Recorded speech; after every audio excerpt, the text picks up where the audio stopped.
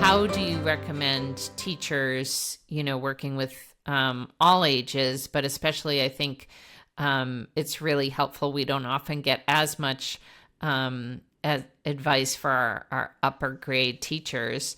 So how do we honor their L1 and make sure to leverage their assets? Yeah, so I think when I'm doing activities with my students, and as I told you, I had over 35 languages or plus in my classroom. So I didn't always have two students who spoke the same language, but when I did, sometimes I would let them work with each other if they wanted to. And I know sometimes people are like, oh, no, they need to be speaking English, but sometimes they need to use their L1, because kind of like how I was referring to, like, um, my second language is Dutch. And when I was learning Dutch, I relied on skills I had from English to help me learn Dutch. So it's kind of the same concept when you think about it. And that could mean even writing. You could have them translanguage. I'm sure you've heard of this word, where they write something in part English and part their L1. You could have them have conversation with students in it while they're in their L1, but have them write it in English, right? So they're using that to support them. So it's more of it's supporting them, right? But I think sometimes people think, oh no, they shouldn't speak anything but English in our class. But the reality is that actually helps them more than Right. you think it would. And not allowing them to use that language can actually make it more difficult for them.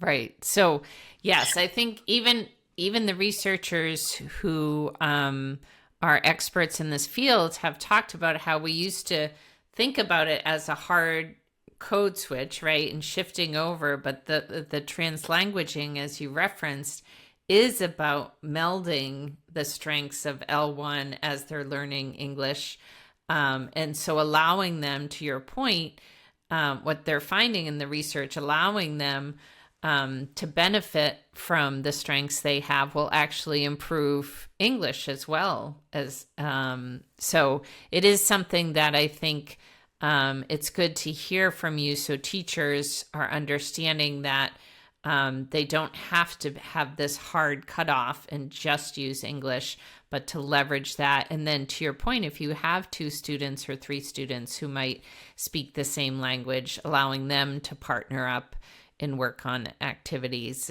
is a great idea. So these are all amazing, very practical ideas for our teachers. I know you mentioned Coloring Colorado, so we will put that in our show notes as well. It's a great website for those teachers who know Reading Rockets. It's the partner site to that, focused on our emergent bilinguals and our English learners.